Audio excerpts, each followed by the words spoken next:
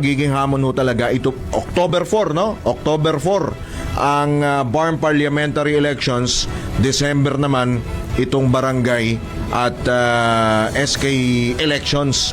Kaya't atin po nga antabayanan yan. So titingnan po natin kung ang sinasabi ho dito ni PNP Chief General Romel Marbil, yan po yung tinitignan po nila. Kumbaga, kailangan nila mag-strategize po muli sapagkat iba po yung challenge dyan po sa BARM, dyan po sa Bangsamoro region. At dyan sa, ito pa, barangay pala, nationwide din yun, no? Tapos sa BARM, so ang ano dyan, ang challenge talaga yung security.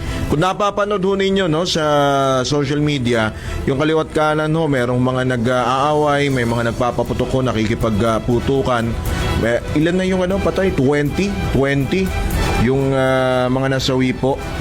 Pero tinitiyak naman po ng AFP maging ng PNP na kanila pong tututukan yung October parliamentary elections. After nga daw po nitong matagumpay na national elections, so midterm elections, ay ang kanila po, baka magbalas.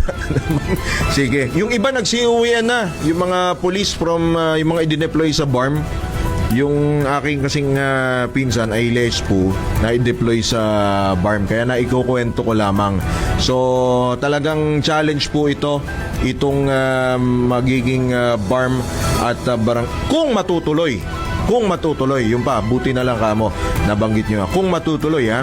Pero sige, aantabayanan po natin yan. Pero tayo po ay sumasaludo sa pamunuan po ng PNP at ng AFP kay General Marbil, maging kay General Romeo Browner